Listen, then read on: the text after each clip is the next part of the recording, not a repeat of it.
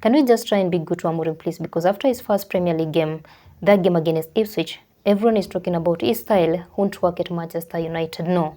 Which style are you talking about? I'm just asking because there is no one who have an idea of Amorim's plans at Manchester United.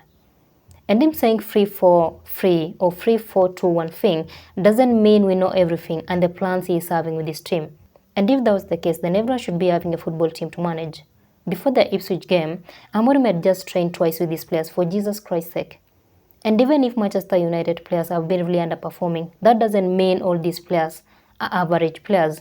They are players we know for sure they are good enough to be in the team and carry Manchester United back to where they should be in football. Ahmad, Onana, Bruno. Even though there are many people talking about Bruno not being good enough to play for Manchester United, no, we should stop lying to ourselves. If you imagine Manchester United players in your mind, now remove Bruno Fernandes out of that team you're imagining.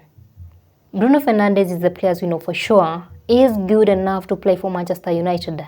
He is among the top 5 players for Manchester United. And he is a player that Manchester United depends on him to score goals for the team. And that game against Ipswich was just a good time for Amorim to learn his players, their weakness and their strength. For him to know where to work on, who is good in which position, and who is not good enough to play in a certain position. The changes we saw in that game, Rashford playing at number 9. I'm using Rashford because that's one of the changes that everyone noticed. That's just Amorim trying to unlock and get the best out of these players.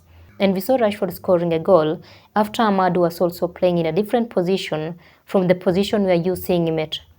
Did an excellent job. Let us give Amorim time to learn his players and fix the mess we've seen Manchester United being at. We've all witnessed Manchester United being in their worst form ever. They have been so much stagnant with their performance. They have been so much all over the place. They have been used as a good example of struggling teams in football. And where they are right now in the Premier League table, of which it's around number 12 or number 13, is not where Manchester United should be.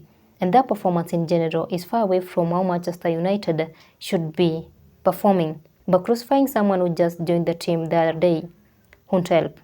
And from what we've heard Amorim talking, is a kind of person who can bring change and winning mentality into the team, of which their players, if they are not ready to fight for the team, fight for their positions, show their uniqueness, and give Amorim more reasons as to why they should be in the team, they'll end up leaving the team. And that's exactly what Manchester United fans have been complaining about. Many players becoming too comfortable in the team and doing nothing next to what they should be doing, lacking motivation and having no winning mentality. Let the remaining part of this season be a learning period for Amorim and his team.